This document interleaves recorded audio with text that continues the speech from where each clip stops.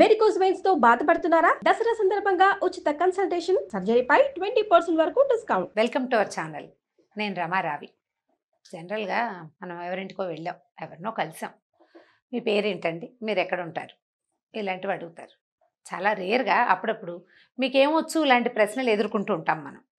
ఎవరైనా అడిగారు అనుకుందాం, చిన్నపిల్లల్ని అయితే బాబు ఏం చదువుతున్నావమ్మా అంటాం. లేదా ఈ ఎండాకాలపు సెలవుల్లో అయితే ఏం నేర్చుకుంటున్నావమ్మా సమ్మర్లో. ఇది కూడా మంచి ప్రశ్నే, మనం అందరం అడిగేదే పిల్లలు కనిపిస్తే. సంగీతం నేర్చుకుంటున్నావా, డ్యాన్స్ నేర్పిస్తారా, మీ పాపకి ఏం నేర్పిస్తున్నారు, మీ పాపకి ఏమొచ్చు, మా బాబుకి ఇది వచ్చు, లేకపోతే ఫలానా వాళ్ళ పాప అరంగేట్రం చేసింది. పిల్లల వరకు వ్యవహారం బాగానే ఉంటుందండి. ఎవరైనా ఈ ప్రశ్న మనని షూట్ చేశారనుకుందాం, మన్నే అడిగారు మీకేమొచ్చండి అని, వెంటనే మనం ఆలోచిస్తామా, ఠకీమని చెప్పేయగలమండి? ఆలోచించండి, ఈ ప్రశ్నను అసలు మనం ఎదుర్కోగలమా?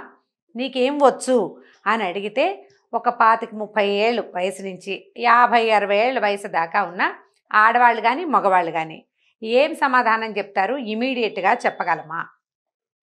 ఇప్పుడు దీనికి అసలు నాకేం వచ్చు అని మనం ఆలోచించుకోవాలి. ఈ ఏమొచ్చు అనే ప్రశ్నకి ముందు నేనెవరు అనే ప్రశ్న ఒకటి చాలా పెద్ద ప్రశ్న. నేనెవరు అంటే, నేనెవరు అనగానే ఆత్మ, జీవాత్మ, పరమాత్మ, బ్రహ్మాండము, బోల్డ్ అని ఉన్నాయండి. చాలా ఉన్నాయి బోల్డ్. ఆ బోల్డ్లోకి మనం వెళ్ళొద్దు, ఆ వద్దు మనకి, తర్వాత మాట్లాడుకుందాం ఇంకొంచెం ముందుకెళ్ళాక. అసలు మనకేం వచ్చు ముందు మనకి తెలుసా? మనకేమొచ్చో, ఏమేమి వచ్చు జనరల్గా. ఇప్పుడు నాబోటి వాళ్ళ సంగతి తీసుకోండి, ఏదో కాస్త కుట్టడం వచ్చు, కొంచెం ఎంబ్రాయిడరీ లాంటివి కొద్దిగా 1-2 చిన్న చిన్నవి ఓకే వచ్చు, కాస్త ఏదైనా నిట్టింగు, స్వెటర్ అల్లటం మొదలు పెట్టడం వచ్చు, ఎండ్ చేయటం రాదు, వైర్ బుట్ట అది కూడా వచ్చు, మొదలు పెట్టవే, తర్వాత చివరికి రాదు, చివరికి మా పెద్దక్కయ్య కావాలి నాకు. చాలా పనులకి ఇంతే. వంట వచ్చు, అది కూడా చెప్తాం. ఇంతేనా? ఇవేనా? పోనీ చదువుకున్న వాళ్ళు, బాగా చదువుకున్న వాళ్ళు అనుకోండి, వాళ్ళు కంప్యూటర్లు సాఫ్ట్వేర్లు అయితే సి వచ్చండి, ఇంకో ఎం వచ్చండి, ఎఫ్ వచ్చండి, ఎల్ వచ్చండి చెప్పుకుంటారు. మామూలు వాళ్ళు ఏం చెప్తాం? క్రోషియా అల్లడం వచ్చంటాము, నాకు అది వచ్చంటాం, ఇది వచ్చంటాం.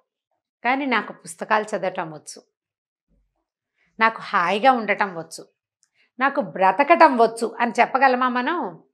అది వచ్చో రాదో మనకే డౌటు, బోల్డ్ అంతా చాలా డౌట్లు ఉంటాయి మనకి. అయితే ముందు మనని మనం తెలుసుకోవాలి. నాకేం వచ్చు, నాకేం తెలుసు, నాకు వచ్చిన దాంతోటి నాతోటి నేను హాయిగా ఉన్నానా లేదా, నాకు వచ్చిన దాన్ని నేను చక్కగా ప్రదర్శించగలుగుతున్నానా లేదా అనేది ప్రశ్నించుకోవాల్సిన విషయమే డెఫినెట్గా. ఎవరైనా అడిగేదాకా మనకు తెలీదు. అసలు ఇలాంటి ప్రశ్న ఒకటి ఉంటుందండి. ఇప్పుడు మిమ్మల్ని అడుగుతారా ఎవరైనా అంటే, నన్ను ఎవరు అడగరు, మీకేం వచ్చండి అని అడగరు. కాకపోతే నేను ఏ ఇంటర్వ్యూకో వెళ్ళాను అనుకోండి, ఊరికే వాకిన్ ఇంటర్వ్యూ, మీకేం వచ్చండి అంటే అని ఆలోచించాలి గాల్లోకి చూస్తూ. కాబట్టి ముందు మనని మనం తెలుసుకోవాలి. ఎలాగో చూడండి, ఒక చిన్న పిటకథ చెప్పుకుందాం. చాలా కాలం క్రితమట ఒక మేకల మందం తోలుకుని ఒక వేటగాడు అడవికి తీసుకెళ్తే ఏమైంది, ఒక పులి మేకల మందలోకి జొరబడింది. చొరబడేసరికల్లా ఈవిడేం చేశాడు, దూరం నుంచి చూసి మేకల మందలోకి జొరబడినటువంటి పులిని కొట్టేస్తే పాపం ఆ పులి అప్పుడే ఈనడానికి సిద్ధంగా ఉంది. ఆకలిగొని వచ్చిందో స్థలం కోసం వచ్చిందో అది పాపం. పులేమో చచ్చిపోయింది. ఆ అదురుకి అది ఈనేసి దాని కూన అక్కడ పడిపోయింది ఆ మేకల మంద మధ్యలో. ఈ పులి పిల్లలు ఏముంది, ఏవైనా జంతువుల పిల్లలు పుట్టగానే ఆహారానికి వెతుకుతాయి. అది అడి తిరిగి ఓ మేక పొదుగులో తలదూర్చి పాలు తాగటం మొదలుపెట్టింది పులిపిల్ల. క్రమంగా మేకల మందలో స్థిరపడిపోయింది. చిన్న పిల్ల, అది పులిపిల్లని మేకలకి పెద్దగా తెలీదు. పిల్లలతో పాటు అది కూడా నోరు జాపి పాలు తాగేస్తోంది. సరే ఊరుకున్నాయి. ఈ వేటగాడు కూడా పెద్దగా పట్టించుకోవాలి. క్రమంగా ఈ పులిపిల్లకి మేకల మందలో ఉండి మేకల దగ్గర పాలు తాగటము, తర్వాత మేకల్లాగా గడ్డి తింటాము, మేకల్లాగా మేమే అంటాము. ఆ తర్వాత ఏమో మేకలు ఎవరైనా చూడగానే, కొంచెం మనుషులను చూడగానే ఆధారటము, ఏదైనా హడావిడిగా రాగానే మేకలు బెదిరిపోతుంటాయి, ఎగిరి దూకి దాని మీద ఎక్కి దాని మించి దూకేసి అలా చేస్తాయి. ఈ విద్యలన్నీ నేర్చుకుని మేకల మందలోనే ఉంది. అయితే దానికి సహజసిద్ధంగా దాని పుటక్కి కావలసిన ఆహారం కాకపోవటం వల్ల కాస్త బక్కగా ఉండేది, డొక్కుగా. అది పులుల్లాగా బలిసి బరువుగా నడుస్తుంటే భయమేసేలాంటి అలాంటివి ఏం లేవు జెస్చర్స్ దాని దగ్గర. మేక జెస్చర్సే ఉన్నాయి, మేకలాంటి కదలికలు, మేకలాంటి వేషాలే ఉన్నాయి. కొన్నాళ్ళు ఇలా ఉన్నాక వేటగాడు మేకల మందని అడవిలోకి వదిలేసేవాడు, అన్నీ పోయి కొండ మీద మేయటానికి వెళ్తుండేవి. ఒకరోజు ఒక పులి ఎదురైంది ఈ మేకల మందకి. మేకలన్నీ అని పరిగెత్తాయి. ఈ పులి వాటి వెనకాల పడింది. ఒక 5 నిమిషాలు పరిగెత్తాక పులికి అర్థమైంది ఈ మేకల మందలో తనబోటిదే ఒక జీవి ఉంది అని తెలిసింది దానికి అర్థమైంది. అక్కడి నుంచి దాని వెనకాల పడింది. పులిపిల్ల మేకల్లో ఎందుకుందో అర్థం కాల. అది కాస్త బక్కగా ఉంది కానీ చారలు, దాని కాళ్ళు, దాని పంజాలు ఎక్కడికి పోతాయి, దాని తోక అన్నీ దాని దగ్గరే ఉన్నాయి. కాకపోతే అది మేక లాంటి వేషం వేస్తోంది అంతే. అని పరిగెత్తింది. పరిగెత్తాక ఈ పులి మేక ఉంది కదా మన చిన్న పిల్ల, ఇది పరిగెత్తేసింది భయంతో మే మే మే అని అరుస్తుంటే ఈ ఎద్ద పులికి అర్థం కాల. ఇదేమిటిది గాండ్రు మనకుండా మే మే అంటుంది, దీని సంగతి ఏమిటో చూడాలని దాని వెనకాలే పరిగెత్తి చివరికి పట్టుకునేసరికల్లా ఈ మే అని అరుస్తూ అది గింజుకుంటోంది. అచ్చు మేక గింజుకున్నట్టే. అప్పుడు ఈ పులికి అర్థమైంది, ఓహో ఇది వీటితోటే ఉంది, అందుకే దీనికి ఇలా వచ్చిందని ఏం చేసింది, దాన్ని ఈడ్చుకుని ఒక నీళ్ళ చెరువు దగ్గరికి తీసుకెళ్ళి, ఒక చెరువు దగ్గరికి, చెరువు గట్టు పైన నిలబడి చూస్తే ముఖాలు కనపడుతున్నాయి. పులి దాన్ని గట్టిగా 2 కాళ్ళ మధ్య ఇరికించుకుని నీళ్ళలోకి వంచి చూపించింది. చూస్తే ఆ మేకపిల్లకి, ఆ పులి మేకకి అర్థమైంది ఈ తనని పట్టుకున్నది తన బోటిదే అని అర్థమైంది. తను వాటిలాగా లేను, వీటిలాగా ఉన్నాను అని తెలిసేసరికల్లా అది కొంచెం సర్దుకుంది. క్రమంగా ఏం చేసింది, పులి దానికి మాంసం రుచి చూపించింది. మొదట్లో గడ్డి తినడానికి అలవాటు పడ్డ మేక మాంసం తినడానికి ఇష్టపడలేదు. క్రమంగా అలవాటైంది. ఆ తర్వాత పులులతో కలిసి తిరగటం మొదలుపెట్టి తన శరీరానికి, తన సత్తువుకి, తన బలానికి సరిపడా ఆహారాన్ని దాన్ని తీసుకోవటం మొదలుపెట్టింది. అది తనని తను తెలుసుకుంది కదా. చూడండి కథ ఎంత బాగుందో. దీన్ని మనం చాలా విషయాల్లో వాడుకోవచ్చు. ఈ కథని పిల్లలకి సరదాగా చెప్పండి, బాగుంటుంది.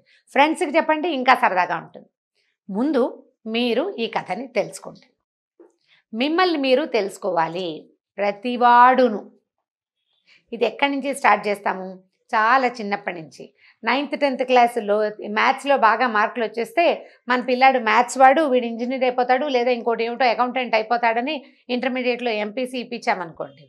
10th దాకా స్పూన్ ఫీడింగ్ వల్ల మ్యాథ్స్ 98, 97, 92 మార్కులు వచ్చే పిల్లాడు ఇంటర్మీడియట్లో స్పూన్ ఫీడింగ్ తగ్గిపోయేసరికి మార్కులు పెద్దగా రావు. మనం ఎంపీసీలో పెట్టేశాం, వాడు చేయలేకపోవచ్చు. వాడికి తనకి మ్యాథ్స్ బాగా రావని, తను జస్ట్ ప్రాక్టీస్ వల్లే మార్కులు వస్తున్నాయని వాడు మీకు చెప్పలేకపోతాడు. వాడు కాకపోతే అది కూడా అమ్మాయిలేనాను సైన్స్ మీలో మార్కులు బాగా వస్తే మా పిల్ల సైన్స్ డాక్టర్ అయిపోవాలి. నేను చిన్నప్పుడు డాక్టర్ అవుదాం అనుకున్నాను, కాబట్టి మా పిల్లని డాక్టర్ చేసేయాల్సిందే. నేను అవలేకపోయాను, నేను హౌస్ వైఫ్గా ఉండిపోయాను. ఇప్పుడు నాకు అవకాశం ఉంది, మా పిల్ల నాకు ఒకటి దొరికింది, ఒక పోతూ, దీన్ని బాగా సవరదీసి దాన్ని యుద్ధానికి రెడీ చేయాలని మనం రెడీ చేసేస్తూ ఉంటాం. మన ఎబిలిటీస్ మనం తెలుసుకోవటం కనుక మొదలుపెట్టామా, పిల్లల ఎబిలిటీస్ మనకు అర్థమవుతాయి. పాయింట్ కదా. ఆలోచించండి దీని మీద. మొట్టమొదట మనం ఎక్కడ ఫెయిల్ అవుతున్నాం, ఎక్కడ సక్సెస్ అవుతున్నాం, మనకి ఏది బాగా వచ్చు. జనరల్గా మనకు తెలుసు వంకాయ కూర మనకు బాగా వచ్చు, మనం పాయసం చేస్తే జనాలు లొట్టలేసుకుని తినేస్తారు.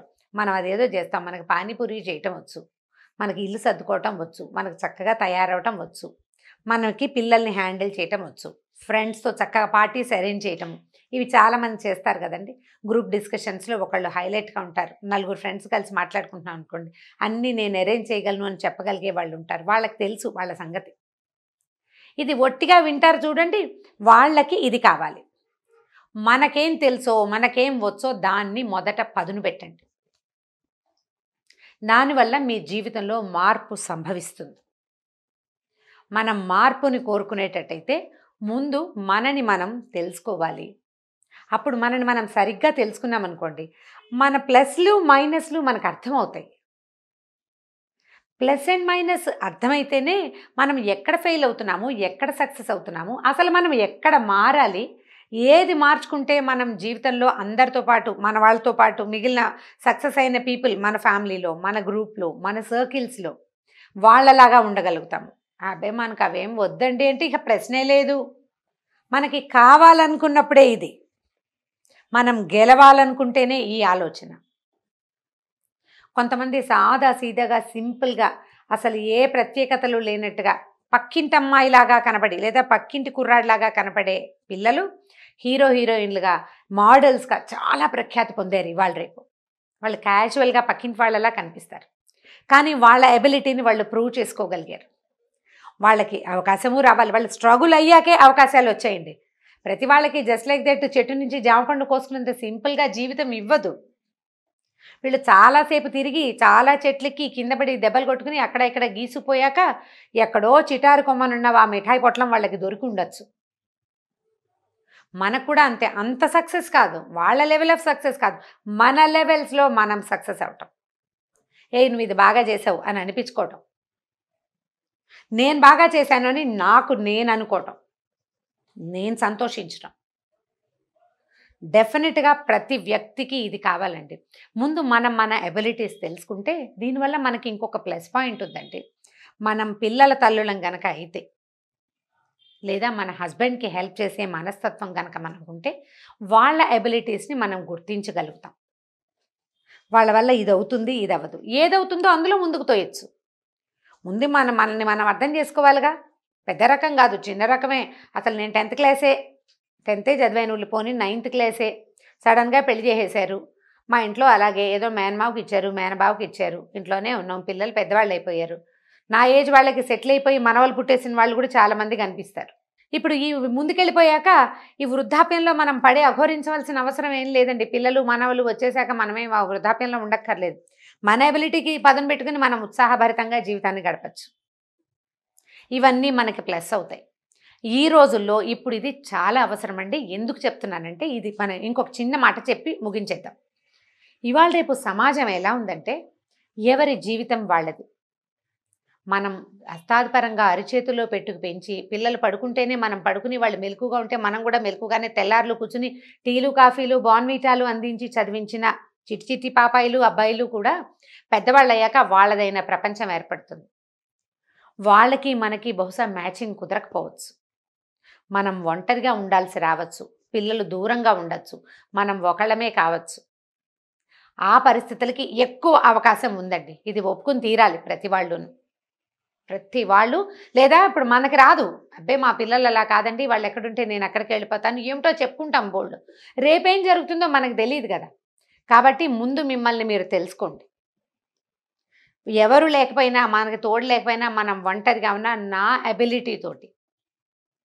ఇందులో ఒంటరిగా ఉండలేకపోవటం అనేది కూడా చేతకంతనాలు కూడా కొంతమందికి ఉంటాయి. నేను ఒక్కదాన్ని ఉండలేను అంటుంటారు. ఒకదాన్ని ఉండగలనని నేర్చుకోండి. ఏది మనకు లేదో అది నేర్చుకోవడానికి ట్రై చేయటం, ఏది మనకుందో దాన్ని బాగా పదును పెట్టడం, ఈ రెండిటికి ట్రై చేయండి. ఇది పూర్తిగా నా ఉద్దేశం, చిన్నపిల్లలకు కూడా అని చెప్తున్నాను అనుకోండి. మిడిల్ ఏజ్డ్ ఉమెన్కి ఇది బాగా హెల్ప్ చేస్తుందండి. ఆడ మగకి కూడా హెల్ప్ చేయొచ్చు. మరి మగవాళ్ళు ఎంతమంది దీనికి ఓటేస్తారో చూద్దాము. నా ఉద్దేశంలో ఇది చాలా ఉపయోగపడే విషయంగా భావిస్తున్నాను. దీనివల్ల మన జీవితంలో మార్పు తప్పకుండా సంభవిస్తుంది. ప్రయత్నం చేసి చూడండి. ఈ వీడియో కనుక మీకు నచ్చినట్లయితే లైక్ చేయండి, షేర్ చేయండి. మరిన్ని వీడియోస్ కోసం మా ఛానల్ని సబ్స్క్రైబ్ చేసుకోండి.